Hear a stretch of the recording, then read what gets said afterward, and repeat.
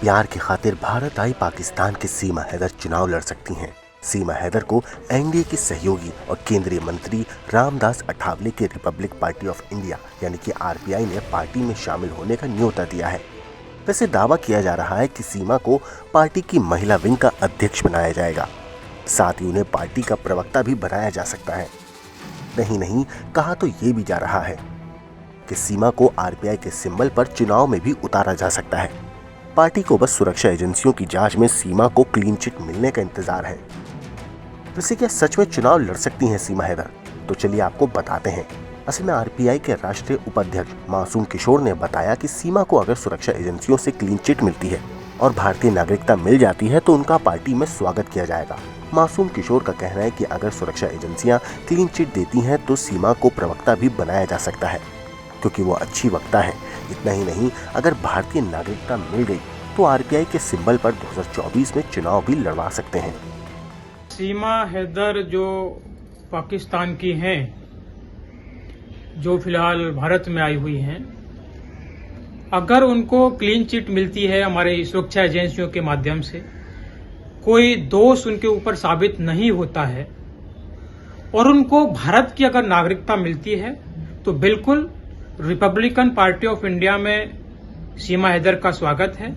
ये तो बाबा साहब अम्बेडकर का बनाया हुआ कानून है कि जिसको भारत की नागरिकता है वो कहीं भी चुनाव भी लड़ सकता है, पार्टी में शामिल भी हो सकता है। हम उनको रिपब्लिकन पार्टी ऑफ इंडिया के चुनाव चिन्ह पर चुनाव लड़वा सकते हैं अगर उनकी इच्छा होगी तो।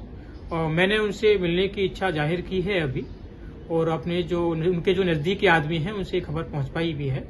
लेकिन चूंकि अभी एजेंसियां छानबीन कर रही हैं तो इसमें बहुत जल्दबाजी हम नहीं कर सकते हैं। हम अभी इंतजार कर रहे हैं। अगर उनके ऊपर कोई दोष साबित नहीं होता है और उनको भारत की नागरिकता मिलती है तो बिल्कुल उनको रिपब्लिकन पार्टी ऑफ इंडिया में एक अच्छा पद दिया जाएगा।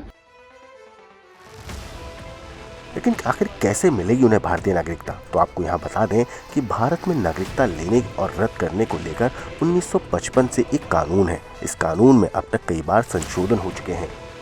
इस कानून में एक नागरिकता का प्रावधान है, यानी भारत का नागरिक किसी और देश का नागरिक नहीं हो सकता। कानून में नागरिकता को लेकर कई प्रावधान हैं।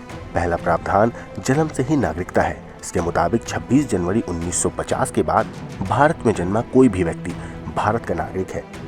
इसमें एक प्रावधान ये भी है कि 1 जुलाई 1987 के बाद जन्मा कोई भी व्यक्ति भारतीय नागरिक है, बशर्ते उसके जन्म के वक्त माता पिता में से कोई एक भारत का नागरिक हो।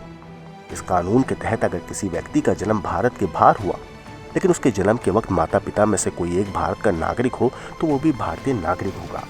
हालांकि इसमें एक शर्त ये भी है कि विदेश में जन्मे बच्चे का रजिस्ट्रेशन साल भर के अंदर भारतीय दूतावास में करवाना होगा।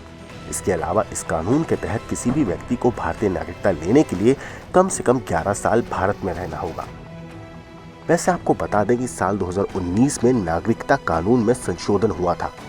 इस संशोधन के बाद पाकिस्तान, बांग्लादेश और अफगानिस्तान के अल्पसंख्यक शरणार्थियों को नागरिकता मिलने का वक्त 11 साल से घटाकर 6 साल कर दिया गया था।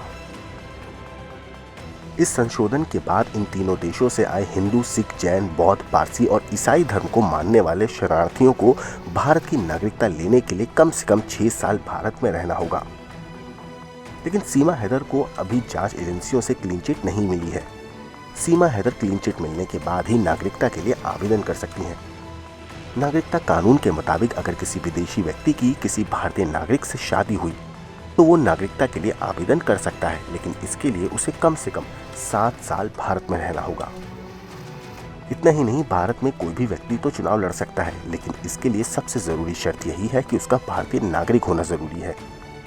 जनप्रतिनिधि कानून के मुताबिक लोकसभा और विधानसभा चुनाव लड़ने के लिए 25 साल और राज्यसभा चुनाव के लिए 35 साल की उम्र होना भी जरूरी है। ब्यूरो रिपोर्ट, क्राइम तक।